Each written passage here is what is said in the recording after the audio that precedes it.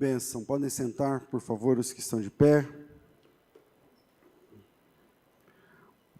Abra a sua Bíblia no Evangelho de Jesus, conforme escreveu João, capítulo de número 20.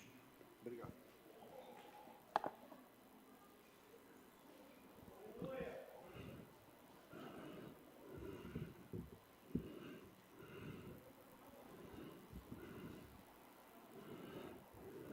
Amém, irmãos?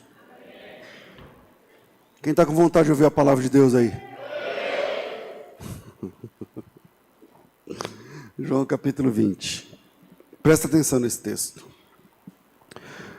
Na madrugada do primeiro dia da semana, sendo ainda escuro, Maria Madalena foi ao sepulcro e viu que a pedra estava revolvida da entrada.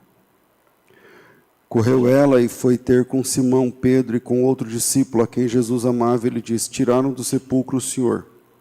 Não sabemos onde o puseram. Então saiu Pedro, o outro discípulo, e foram ao sepulcro. Os dois correram juntos, mas o outro discípulo correu mais depressa do que Pedro e chegou primeiro ao sepulcro. E abaixando-se, viu no chão os lençóis de linho, mas não entrou. Chegou Simão Pedro, que o seguia, entrou no sepulcro e viu no chão os lençóis. E o lenço que cobrira a cabeça de Jesus também.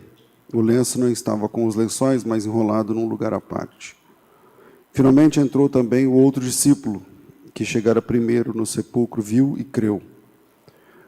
Ainda não haviam compreendido que, conforme a Escritura, era necessário que ele ressurgisse de entre os mortos. Então os discípulos voltaram para casa. Mas Maria ficou chorando fora, junto à entrada do sepulcro. Enquanto chorava, abaixou-se para olhar para dentro do sepulcro e viu dois anjos vestidos de branco, assentados onde estivera o corpo de Jesus, um à cabeceira e outro aos pés. Os anjos perguntaram: mulher, por que choras? E ela respondeu: levaram o meu Senhor, e não sei onde o puseram. Tendo dito isto, voltou-se e viu a Jesus ali em pé, mas não percebeu que era Jesus. E perguntou-lhe Jesus: mulher, por que choras? A quem procuras? Pensando tratar-se do jardineiro, ela respondeu: Senhor, se tu o levaste, diz-me onde o puseste e eu o irei buscar. E disse-lhe Jesus: Maria. E ela, voltando-se, disse em hebraico: Rabone, que quer dizer mestre. Disse Jesus: não me detenhas, pois ainda não voltei ao Pai. Mas vai ter com os meus irmãos e diz-lhes: eu volto para o meu Pai e vosso Pai, meu Deus e vosso Deus. Maria Madalena foi e anunciou aos discípulos: vi o Senhor. E disse que ele lhe falara estas coisas. Amém. O texto, a narrativa da ressurreição de Jesus é alvo de muitas controvérsias, especialmente pelos críticos da fé cristã. Porque, de fato, tem algumas diferenças nos relatos de Mateus, Marcos, Lucas e João. Aí eu digo isso e já pensa, mas a Bíblia diz, se a gente crê que a Bíblia não tem contradição, o Senhor está dizendo que tem controvérsias. Do que é isso? Não, então, não são contradições, são pontos de vista diferentes e também diferentes e momentos diferentes da ressurreição. Por exemplo, aqui no começo, vai Maria Madalena para o sepulcro de madrugada. Ela vê a pedra removida, volta e traz o Pedro e o João. Nem Pedro nem João veem Jesus ressuscitado e vão embora. Mas a Maria fica sozinha.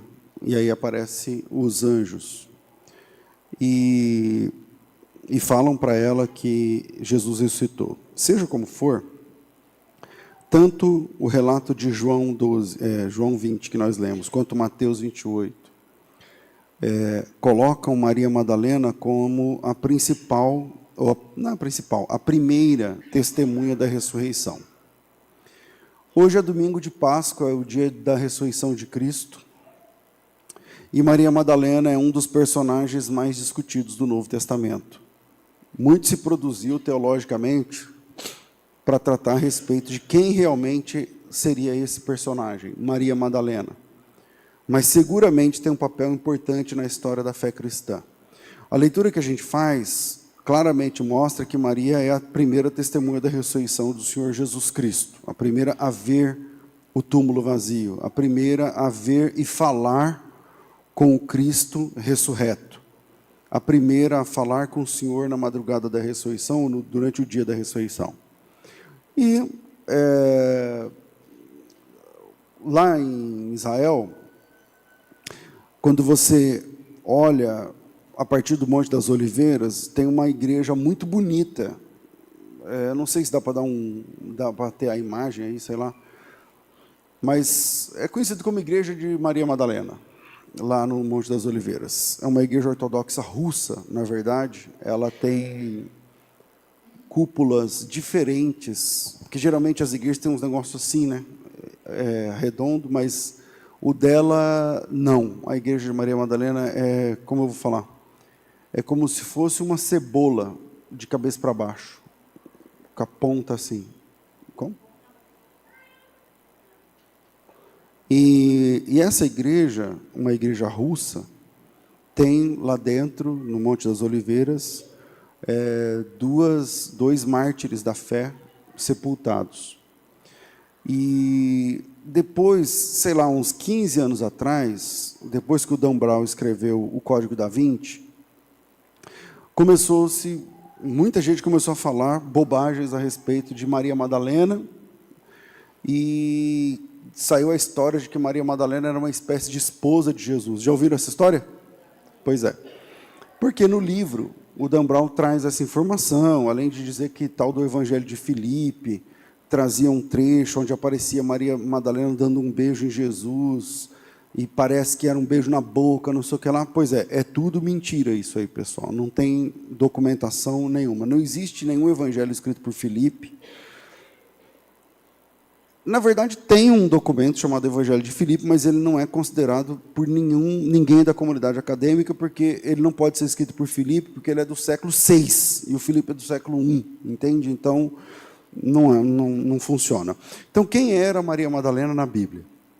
Por muito tempo, por falta de conhecimento, a Maria Madalena foi injustamente apresentada como uma prostituta que havia se convertido a Jesus e tal, e sempre quando se fala de Maria Madalena, tem-se a ideia de que ela era uma prostituta, que se converteu, começou a seguir Jesus, e não sei o que lá.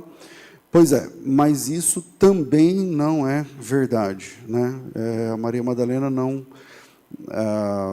não é apresentada assim na Bíblia. Muita gente faz essa confusão, inclusive nos meios evangélicos, pastores evangélicos, pregadores, tal, vão falar sobre isso, mas lendo o texto de Lucas, a gente tem uma percepção da razão disso. Ela é erradamente associada a uma prostituta, aquela prostituta de Lucas 7, verso 36, que fica aos pés de Jesus e tal. Mas, na verdade, não existe nenhuma relação entre aquela prostituta que ficava ali beijando os pés de Jesus e tal, com Maria Madalena. Mas é que na sequência, talvez porque Maria Madalena é mencionada na sequência, então termina essa história da prostituta, e aí entra, isso é o finalzinho do capítulo 7 de Lucas, e aí entra o capítulo 8. E no capítulo 8, aparece já no versículo 1 ou 2, ou 3, por ali, a Maria Madalena. Eu sei que para os católicos, não sei se tem algum católico aqui que resolveu passar essa manhã de Páscoa com a gente, mas eu sei que para os católicos, o Papa é infalível, tem uma doutrina da infalibilidade papal, mas no século VI, o Papa Gregório, ele cometeu esse equívoco. Ele, numa pregação, num sermão, ele associou a mulher pecadora e falou que ela era a Maria Madalena. E como para os católicos o Papa é infalível, então a partir daquele momento aquela mulher virou a Maria Madalena. O que é um flagrante de falta de preparo ou de conhecimento, de leitura mesmo do texto, que retrata a história ali tratada. A Maria Madalena passou a ser considerada a prostituta desde então. Eu estou falando do século VI, entendeu? Então ela está 1400 anos sendo considerada, tendo essa história aí. E, na verdade, a Bíblia apresenta a Maria Madalena em Lucas capítulo 8, dizendo o seguinte, versículo 2.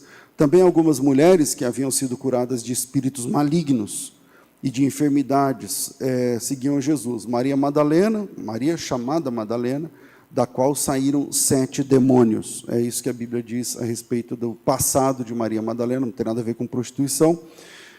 Mas esse trecho não mostra somente isso. Esse trecho mostra também que Maria Madalena acreditou em Jesus e abraçou a fé em Jesus. Eu vou ler o trecho na íntegra, eu li só o versículo 2, mas o verso 1 diz assim, Lucas 8:1. Também algumas mulheres que haviam sido... esse eu já li, né? Sido curadas, tal. Eu vou ler a partir do versículo 1. Peraí, deixa eu achar aqui. Lucas, capítulo 8, versículo 1. Diz assim.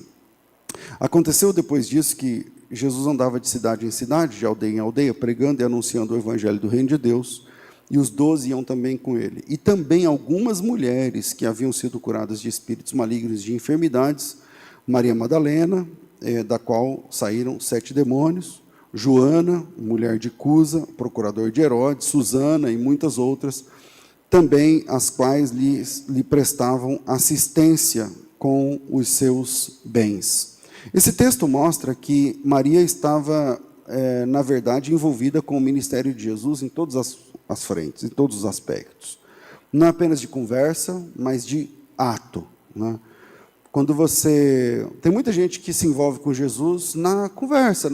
Eu creio, eu gosto, de vez em quando eu vou, não sei o que lá. Mas quando você põe seu dinheiro, inclusive, quando você põe os seus recursos à disposição, e o texto mostra que Jesus viajava de cidade em cidade e ela viajava junto. Esse é o texto. Então, tem muita gente que se envolve com Jesus na conversa, que se apresenta sendo discípulo de Jesus, mas é só de fachada. E muitas pessoas se apresentam como sendo de Jesus, mas só até a página 2. Mas Maria era diferente. Ela estava envolvida pessoalmente, ela estava envolvida financeiramente, ela estava envolvida espiritualmente, de todas as formas, com o ministério de Jesus. E como todas as pessoas envolvidas pessoalmente no ministério de Jesus, a morte de Jesus para ela foi uma perda irreparável. Veja o verso 9 do texto que nós lemos, João 20, verso 9. Diz assim, ó, ainda não haviam, ele está falando dos discípulos, eles ainda não haviam compreendido que, conforme a Escritura, era necessário que Jesus ressurgisse de entre os mortos. Essa fé não era ainda digerida pelos discípulos. É só com a ressurreição, somente diante da realidade da ressurreição, que eles começam a entender o poder da ressurreição, a doutrina da ressurreição, as razões da ressurreição. Então, como eles ainda não sabiam, a Bíblia diz que eles não sabiam que na Escritura era preciso que Jesus ressuscitasse dos mortos, então, para todas as pessoas envolvidas em primeiro plano com o ministério de Jesus, eu não sei se você já se envolveu com algo que não deu certo, ou com alguém que não deu certo. É horrível, porque você aposta as suas fichas, você aposta o seu trabalho, você aposta o seu tempo, você aposta o seu dinheiro, você aposta as coisas. E essa é a sensação ainda que permeia os discípulos naquele domingo. Por quê? Porque eles não tinham a clareza no verso 9 da compreensão que, pela Bíblia, Jesus Cristo ressuscitaria de entre os mortos. Então, como todas as pessoas envolvidas com Jesus, a morte de Jesus para Maria foi uma perda terrível, foi uma perda irreparável, ela chorou muito. A morte de Jesus, ainda por cima, foi cruel. Eu não sei quem já perdeu alguém que gosta por uma morte cruel. Não é só para uma doença que você vai lutando e terminou, acabou.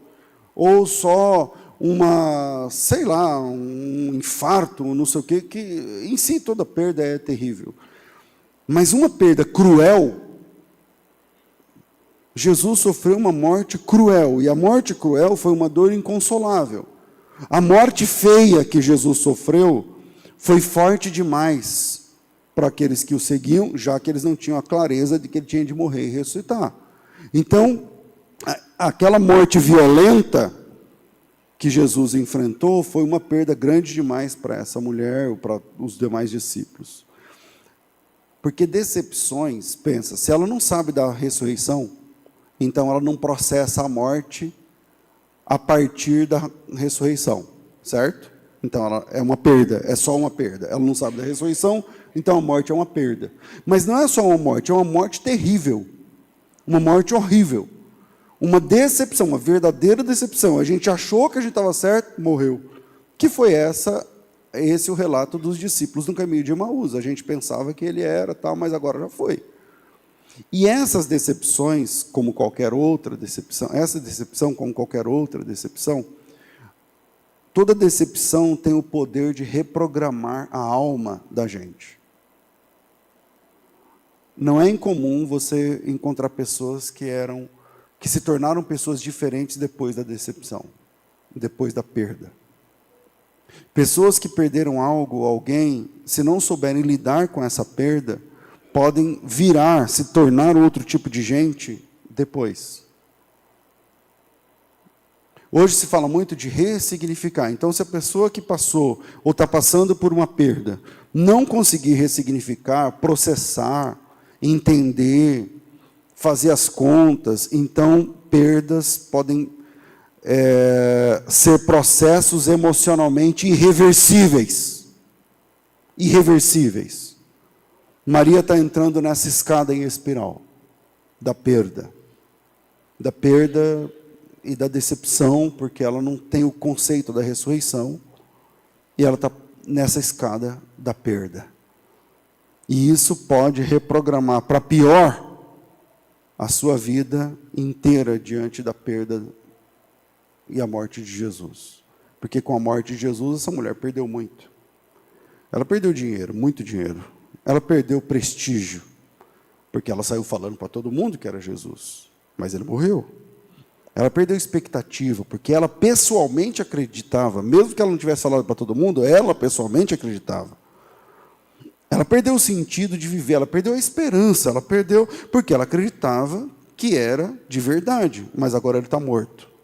E pior, morto como um bandido. Quando ela fechava os olhos para tentar dormir, as cenas eram do assassinato. A Bíblia diz em Mateus que ela estava ao pé da cruz. Então, agora ele está morto, e morto como um bandido, como o pior deles. E nem ela, nem os discípulos tinham a quem recorrer. Eles não podiam pedir ajuda para os fariseus, eram eles que eram os responsáveis.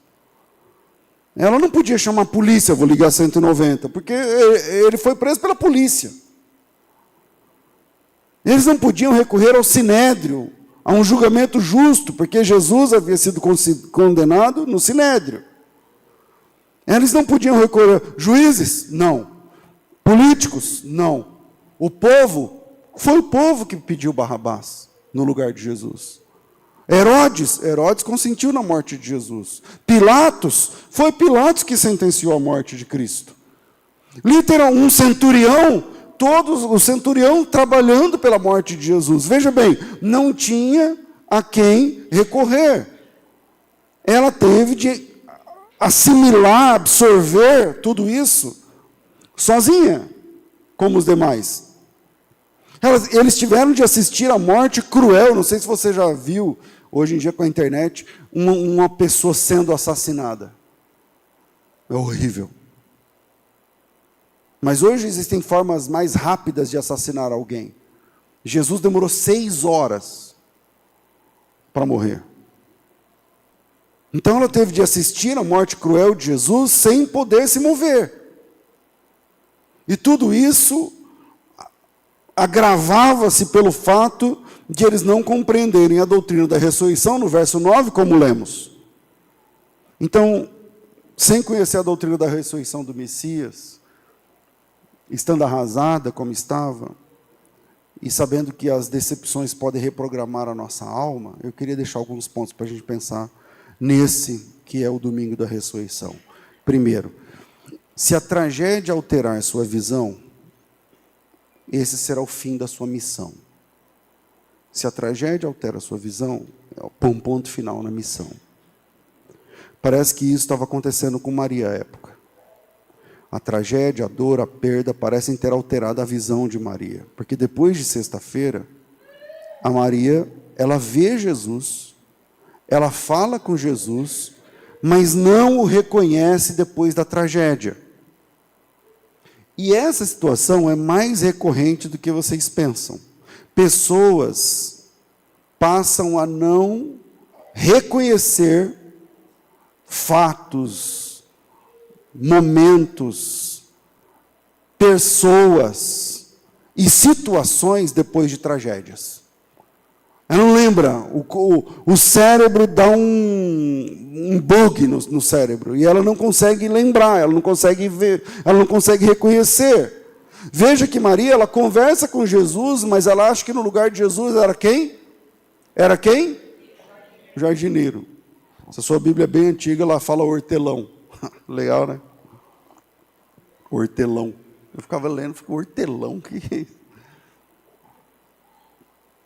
Pessoas antes íntimas de Jesus podem não reconhecê-lo mais depois de uma tragédia. É interessante como essa situação é recorrente. Pessoas passam a não reconhecer Jesus depois da dor ou da perda. Porque veja o que acontece com Maria. Eu vou pensar aqui em 3 níveis, pelo menos, diferentes. Porque na sexta-feira, ela, segundo a sua própria expectativa, perdeu o Senhor. Mas veja, ela viu esse Senhor andando sobre as águas. Ela viu esse Senhor dando ordens ao tempo, ao vento, a demônios. E funcionava. Agora ela vê esse mesmo Salvador, esse mesmo Senhor, sendo esbofeteado, cuspido, zombado e quieto. Isso é muito forte para ela. Então, se a gente pensar nessa perda em níveis, primeiro nível é ela com ela mesma. Porque acreditar em quê agora? Acreditar em quê? Eu nunca vi falar de um homem que anda em cima da água. Eu conheci esse homem, e eu depositei toda a minha expectativa nele e errei. Ela perdeu sua fé. Ela perdeu sua expectativa. Ela perdeu sua certeza. No que eu acredito agora? Num outro nível, primeiro nível é ela com ela, segundo nível é ela com Deus. Como eu posso confiar em Deus agora? Porque Jesus, esse que eu investi meu tempo, meu dinheiro, minha fé e tudo mais, ele chamava Deus de Pai. Mas que Pai é esse que chama, capacita, fala na beira do rio, esse é meu filho, em quem me comprazo, não sei o que lá, e depois mata esse filho num vexame público? Que pai é esse que fala com ele do monte, mas que vira o rosto quando ele apanha e quando ele é preso? Que Senhor é esse que aponta seu filho como escolhido e depois o abandona para morrer pelos policiais como um bandido? Que Deus é esse que Jesus disse, não, se eu falar agora, chegam 12 legiões de anjos. Cadê as legiões de anjos? Que Deus é esse para quem Jesus orava, virava a noite em oração no monte, e que não o socorre quando ele mais precisa? Eu estou falando do ponto de vista da perda, entende? De quem perdeu. Que pai é esse que honrou o filho na multiplicação de pães, e 5.000 pessoas, 5.000 homens, não sei o que lá, batendo palmas, mas o deixa sozinho, rodeado de soldados que lhe arrancavam a roupa, entre socos e tapas e cuspes e pancadas? Na perda a gente tem de processar isso. Ela com ela mesma é um nível, ela com Deus é outro nível. Abraão teve de lidar com essa frustração. Que Deus é esse? Que promete, dá e pede de volta. E tudo isso fervilhando na cabeça dessa mulher no domingo.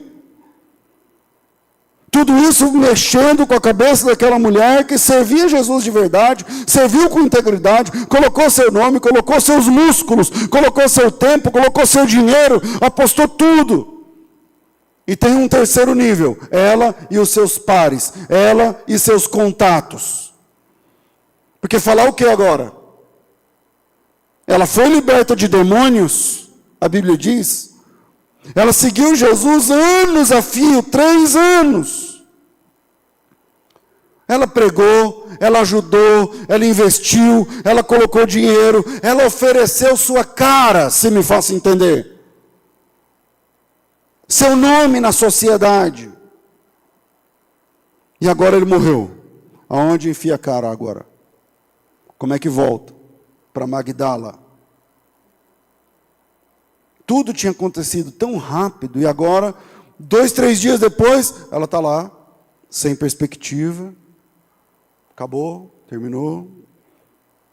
E principalmente ela não o reconhece mais. Principalmente ela não o reconhece mais.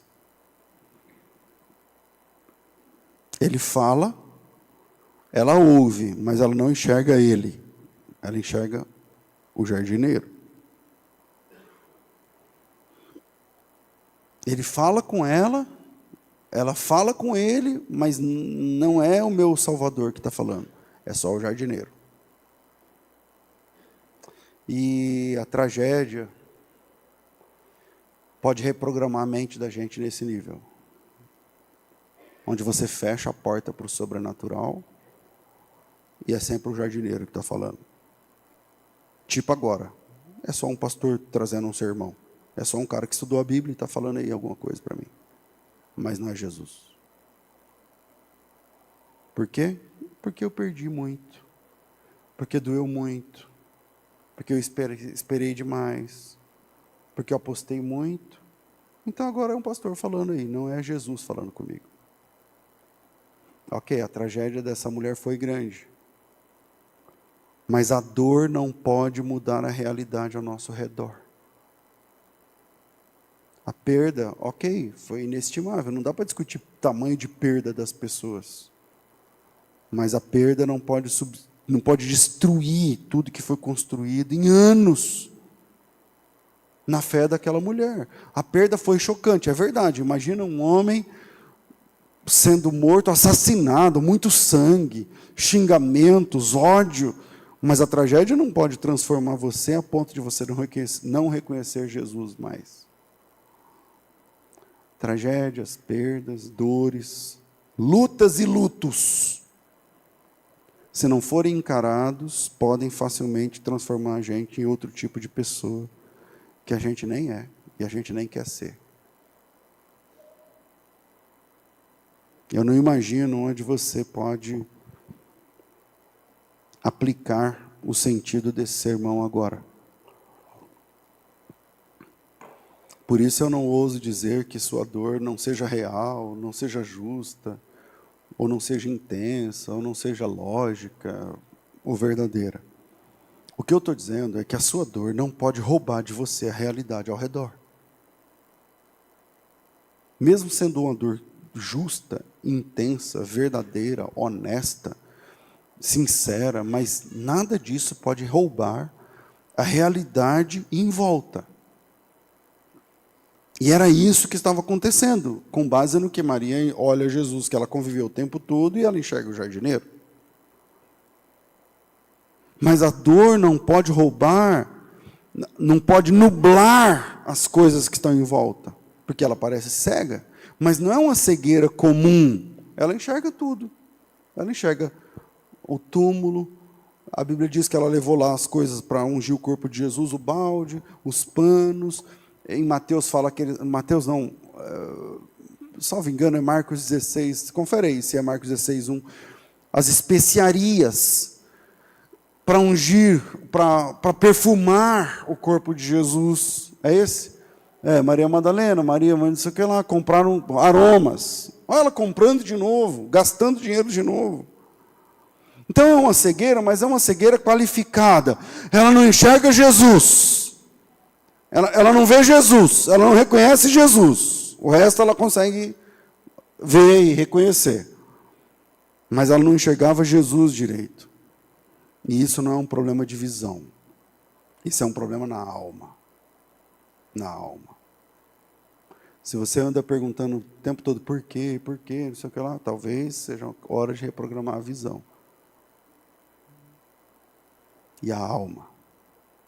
Segundo, seja o que for, não feche a porta para o sobrenatural na sua vida. Não feche a porta para o sobrenatural na sua vida. Igreja existe por uma razão.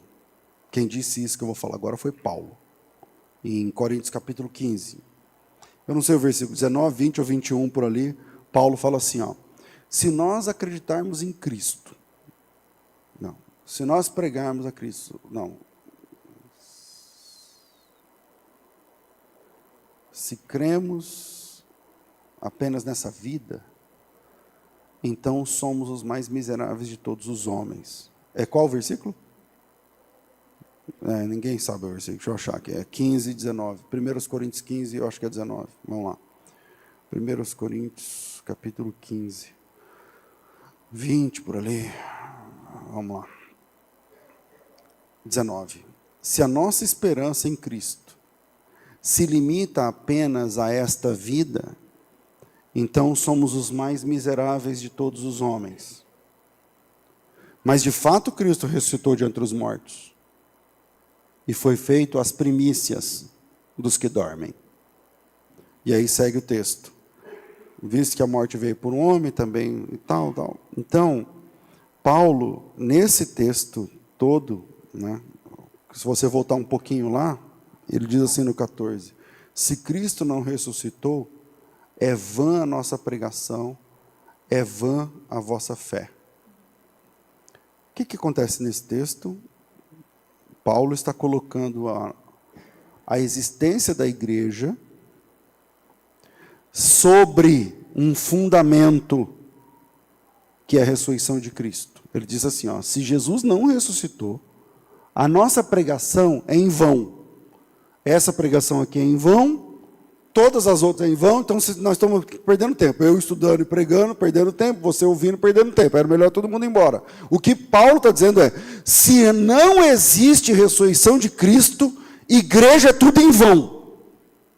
Em outras palavras, a igreja cristã há 2000 anos está sustentada em cima de um fato historicamente verificável, que é a ressurreição do Senhor Jesus Cristo. Ela é a base da existência da fé, a base da existência da igreja. Existe igreja porque Jesus Cristo ressuscitou de entre os mortos.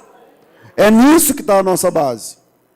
E esse é um fato sobrenatural. Um homem foi visto, documentado, andando, falando, registrado, foi morto, parou de respirar, atravessou-se uma lança de fora a fora, morreu, foi sepultado, e 3 dias depois, não é que ele morreu tipo Lázaro, que parou de respirar de uma doença, não sei o que lá, não.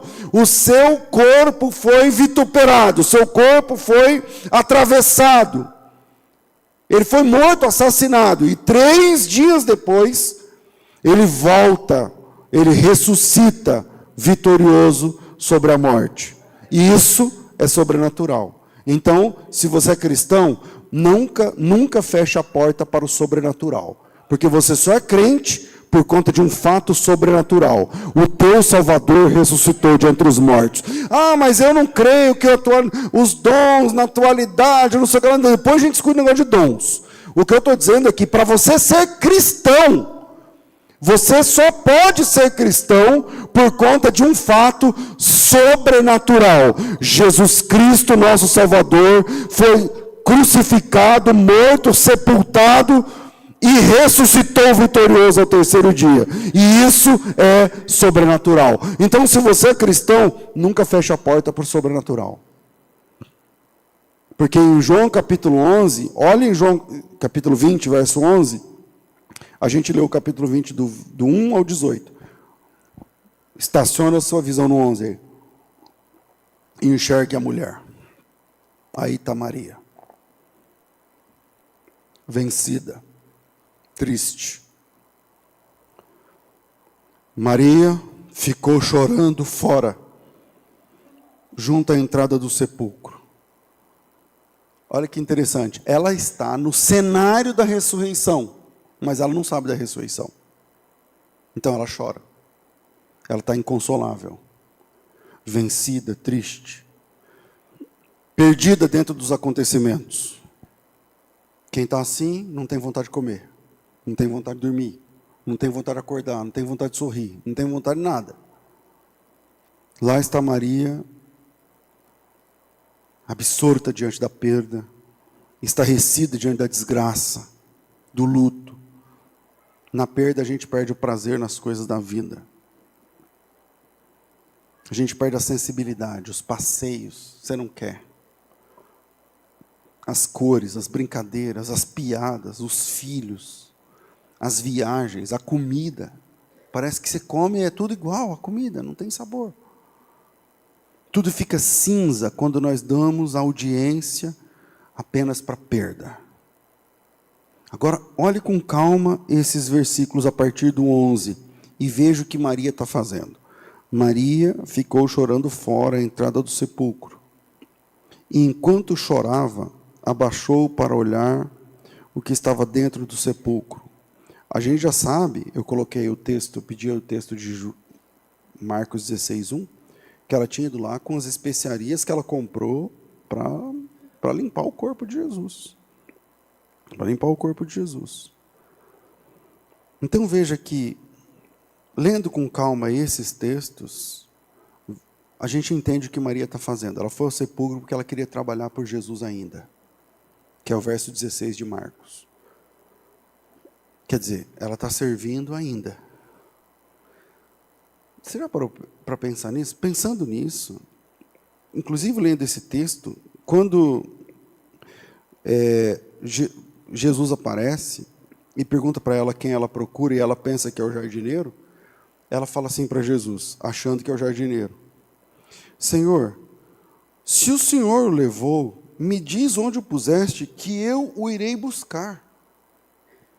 Eu não sei quem aqui das irmãs, especialmente das mulheres, já teve, infelizmente, que dar banho no corpo de alguém que você ama morto. É horrível. É muito diferente da pessoa que está dormindo. Parece que ele pesa 3 vezes mais, porque não há ajuda. E aqui ela está dizendo o seguinte: me fala onde é, eu busco. Mas você está entendendo o que eu estou tentando mostrar aqui no texto?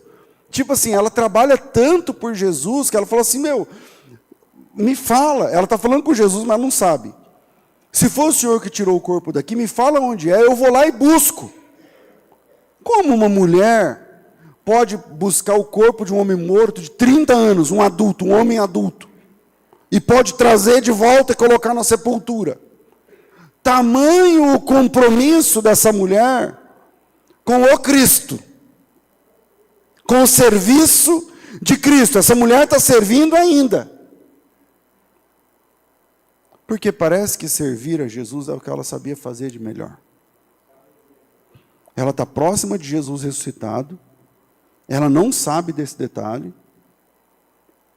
Ele é o ser humano, ela é o ser humano mais próxima do Cristo vitorioso na história, mas ela não sabe. Ninguém avisou para ela. Ninguém avisou para ela. E seja como for, ela está ali para servir Jesus, mesmo ele estando morto. Pensa nisso, que tem muita gente assim na fé.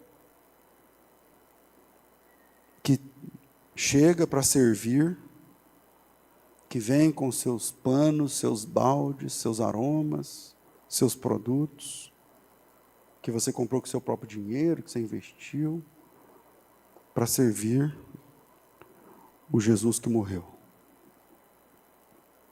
Ela está triste e mesmo assim está pronta para servir. Me fala onde é que eu busco. É comigo. Só tem eu aqui agora, porque no texto que lemos, o Pedro e o Tiago chegaram, mas foram embora. Ficou só ela. Aí chega o jardineiro. Ela acha que é o jardineiro. Ela fala, não, se for o senhor, me fala. Eu vou lá, eu dou meu jeito. Quem serve a Jesus morto, não tem muita esperança. Ela queria só o corpo. Ali não existem expectativas. Nesse texto aqui, não existem expectativas. Não há uma fagulha de esperança. Ela não está aberta para o sobrenatural. Ela quer buscar o corpo, ela quer servir. Ela não está crendo, buscando, esperando um sinal ou coisa assim. Pelo menos ela não diz isso. Ela viu o que aconteceu na sexta-feira. Ela o viu morrer. Ela estava lá no pé da cruz, a Bíblia diz. E depois do que ela viu e sentiu, a porta do sobrenatural parece que se fechou. Quando você vê seu Salvador poderoso, gemendo de dor diante de soldados, a porta do sobrenatural parece que se fecha. E quantas Madalenas estão ouvindo essa palavra agora? Eu vou fazer um neologismo, né? Quantos madalenos estão ouvindo essa pregação? Ela está lá para trabalhar, está lá porque precisa servir. E como Jesus morreu na véspera de um sábado grande, a Bíblia chama esse sábado de sábado grande, porque era um feriado prolongado, né? Tem a Páscoa depois, no domingo, que também é feriado. E porque isso não foi possível fazer, Jesus morreu 3 da tarde. 5 e pouco tem que todo mundo para. Então não deu tempo de fazer a asepsia do corpo, estava cheio de hematomas, sangue, o sangue na pele não sai depois de horas. Era preciso algumas horas de trabalho, mas ela não tinha essas horas. Não deu tempo de fazer na sexta-feira, então ela preparou tudo para que terminando o sábado, ela estivesse ali, de madrugada, pronta para trabalhar para Jesus, ou por Jesus, nem que fosse pela última vez. É a última vez que eu faço alguma coisa para Jesus, ou por Jesus. E ela sabia que aquela era a última oportunidade que ela tinha para trabalhar, servindo o mestre de Nazaré, lá na capital, já que ela mora na Galileia. Dali ela ainda tem que viajar quase 200 quilômetros embora. E no coração dela, com certeza, aquela seria a última vez que ela prestava um serviço a Jesus. Estava certo que aquela seria a última vez que teria contato direto com Jesus. Ela está lá com os produtos que ela levou para oferecer seus serviços a última vez. Por quê? Porque acabou. A esperança acabou, eu não creio mais nada. A dor é tão grande que eu estou servindo pela última vez. E quantas Marias Madalenas não são assim? Quantas pessoas não estão servindo sem nenhum tipo de convicção? Quantos irmãos estão trabalhando aqui ou em outros lugares, só porque esse é o papel que você abraçou? Quantos estão como Maria Madalena carregando as tarefas e os baldes e os panos e oferecendo compromissos e obedecendo melhor compromissos que foram assumidos, mas com dor na alma? Quantas pessoas estão trabalhando com o coração dolorido, estão enfrentando escalas na fé, na igreja, mas com o coração rasgado? Quantos obreiros que amam a Jesus, eu não duvido, que servem a Jesus, que estão presentes para servir, mas com perdas irreparáveis na história.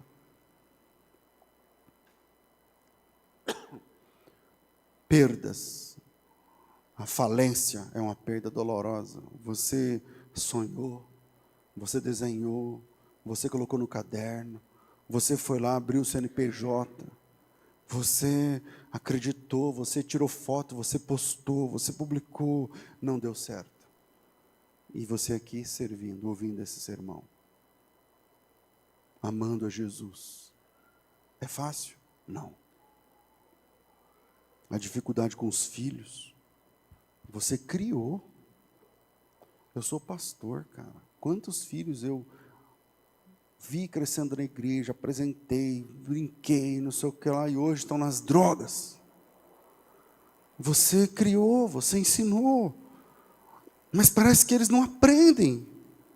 E aí você fica se culpando, mas será que mesmo assim, você está aqui servindo a Jesus, com perdas irreparáveis, e servindo a Jesus. Perdas na família, ou perda da família. A pessoa que você sonhou passar o resto da vida com você não está aqui ouvindo do seu lado. É uma perda.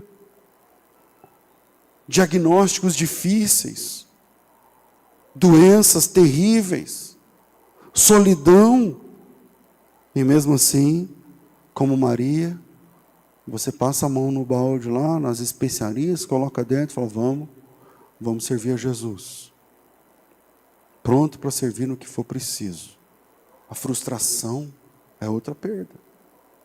Você acreditou, você investiu, você conviveu, você se deu, e aí num dado momento você percebe que não era nada daquilo que você esperava.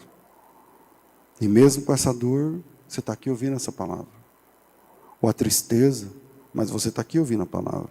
Ou a decepção, mas você está aqui, você veio. Não é porque você é forte. A Maria não está lá porque ela era forte. Mas ela estava lá porque não conseguia ficar longe. E Jesus tem esse poder sobre nós. Mesmo na dor mais irreparável, a gente não consegue ficar longe. A Maria não soube ressignificar aquela perda. Não naquele texto, não aqui. Depois da ressurreição, sim, mas aqui não. E mesmo assim, lá está ela com o seu baldinho, com as suas coisas, com as especiarias. E quem não consegue ficar longe, com certeza recebe a visita de Jesus. Quem não consegue ficar longe, recebe a visita de Jesus. Às vezes essa visita vem de um jeito que você não entende. É o jardineiro falando, é o pastor pregando. Isso aí eu vim aqui porque depois eu vou comer bacalhau lá na casa da minha sogra, da minha mãe, sei lá de quem, não sei o que lá. É só o pastor falando e vai passar do horário aí, pastor tal, não sei o que. Mas calma, se você não consegue ficar longe, o cenário da ressurreição é propício a experiências sobrenaturais com Jesus Cristo ressuscitado. Terceiro, e eu encerro. Lute para reconhecer a voz de Jesus, mesmo na dor. A Maria veio, Jesus começa a falar, quando ele fala com ela, ela não reconhece. Tem muita gente servindo a Jesus sem reconhecer sua voz. Ela estava lá servindo, obedecendo, porque não conseguia ficar longe, mas ao mesmo tempo não reconhecia a voz. E o problema, eu recebo muita gente pedindo aconselhamento sobre igreja, fé, ministério. Vocês não têm noção o tanto. Todo dia dezenas, algumas dezenas, tipo 40, 70, não sei o que lá. E às vezes a pessoa acha que o problema sempre é a denominação. Não é com a denominação. Não é com o pastor. Não é com a falta de compromisso das pessoas. Eu estou cansado porque as pessoas não têm compromisso, não sei o quê. Na verdade, essas são desculpas que nós apresentamos a nós mesmos quando a gente está mal. E eu sei que são desculpas por dois motivos. Motivo número 1. Você está murcho, não sei o quê, mas do teu lado, próximo a você, no mesmo contexto, ouvindo a mesma palavra, na mesma igreja, com a mesma irmandade, com o mesmo pregador, com a mesma não sei o quê, com a mesma expectativa. Tem gente cheia do Espírito Santo no mesmo lugar onde você está vazio. Então não é o lugar. Segunda razão que eu sei que é só desculpa, eu sei que são desculpas porque as desculpas que nós damos são a realidade de sempre. Não é porque as pessoas não têm compromisso. Não, elas nunca tiveram. Não é de agora, não começou esse mês. Não começou, esse negócio de crente não ter compromisso, não começou esse ano. Sempre foi assim. Quando você se converteu já era assim. Quando você começou a trabalhar já era assim. Você se apaixonou por Jesus, já tinha gente assim. Sempre foi assim. E quem vive nisso e não sai desse marasmo da vida espiritual, não reconhece a voz de Jesus quando a ouve. Então presta atenção, porque pessoas assim têm a tendência de acusar tudo à sua volta para justificar sua dor, sua sensação, sua falta de espiritualidade, qualquer coisa. Uma pessoa com febre não entende porque o resto não está de blusa. Porque se ela está com febre, está com frio, todo mundo tem que estar com frio em volta. E diz que o mundo hoje em volta não usa mais blusa. Onde já se viu um mundo que não usa? Isso não pode acontecer com a gente. E isso acontece na fé o tempo todo. Você não sente, você não reconhece a voz, e a tendência é dizer que o mundo inteiro não ouve mais a voz.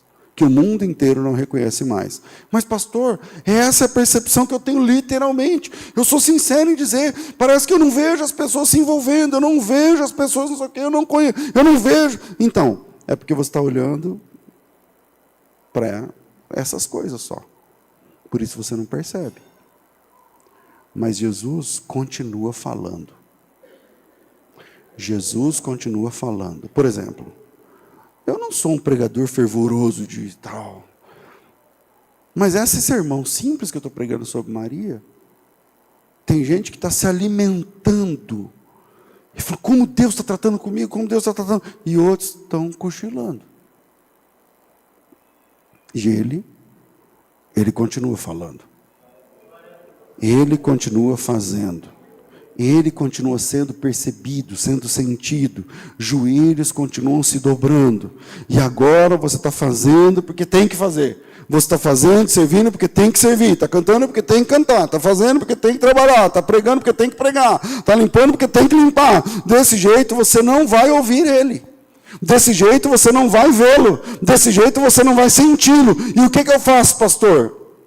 Lá está uma mulher trabalhando, envolvida, amando Jesus, inclusive. Não duvido. Mas quando Jesus fala, é só o jardineiro. Deus está falando com o irmão agora. Então veja como ele ainda fala. Isso que está acontecendo com você também aconteceu com Maria. Ela não discernia, ela não conseguia diferenciar o que era o jardineiro e do que era Jesus falando com ela. É sempre o jardineiro na nossa cabeça. É sempre tudo, menos Deus. Nossa, que sorte, hein? Não, é sempre sorte, é sempre um pastor que estudou mais, então ele sabe mesmo desse texto, por isso que ele está assim. É sempre um jardineiro, é só mais um pastor, é só mais um sermão, é só mais um domingo, é só mais um. E era assim que Maria estava, até que acontece uma coisa. Jesus a chama pelo nome. Qual a probabilidade de um jardineiro lá em Jerusalém conhecer o nome da mulher da Galileia? É nula. Então até ali ela estava ali para limpar, para cuidar, para trabalhar, para prestar o serviço, mesmo triste, mesmo perdida. E aí chega o jardineiro, e ela fala que é o jardineiro, e ela trata, me fala onde depois, eu vou lá e busco o corpo, não sei o quê. Aí ele olha nos olhos dela e a chama pelo nome, ele fala de um jeito que só ele tem a falar. Jesus fala de um jeito que só ele tem. E ele fala para ela assim, Maria. E aí, pela primeira vez, ela responde. Essa é a primeira interação do Cristo ressurrecto com alguém na sequência da ressurreição. Não foi com Pedro, não foi com o João, foi com essa mulher. E aí ela responde, Raboni. Esse sufixo i do aramaico é a posse. Tudo que termina com i em hebraico aramaico, por exemplo, El é Deus. Eli, Deus meu. Lembra de Jesus na cruz? Eli, Eli, Deus meu, Deus meu. O i é meu. O El é Deus e i é Deus meu. O Raboni significa meu mestre. Mestre que é meu. Ele não é apenas mestre, ele é meu. Ele não é apenas Salvador, Ele é meu Salvador. Ele não é apenas pastor, Ele é o meu pastor. Ele é o meu Pai, Ele é o meu Senhor, Ele é o meu Deus, Ele é o meu Rei, Ele é meu. E aí o verso 18 desse texto diz assim: então saiu Maria anunciando aos discípulos, dizendo: eu vi o Senhor, e contava que Ele lhes dissera estas coisas.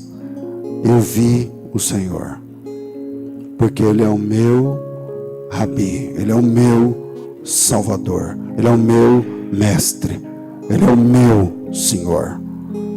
E quando a gente entra nesse nível de compreensão das coisas de Deus, a dor é dolorosa, a perda, mas eu encontrei o meu Mestre, o meu Salvador, o meu Senhor. E isso é o mais importante. Ele é meu, Ele é teu. Ele não apenas ressuscitou, mas Ele ressuscitou para mim, pensou ela. Ele não apenas ressuscitou de entre os, não apenas venceu a morte, mas venceu a morte por mim. Ele não apenas ressuscitou, mas Ele ressuscitou por você que está ouvindo essa palavra. Por isso Ele é o teu mestre. Por isso não é apenas Rabi, mas Raboni. Ele é meu, Ele é para mim. Eu sou do meu amado, o meu amado é para mim. Que Deus abençoe vocês, em nome do Senhor Jesus.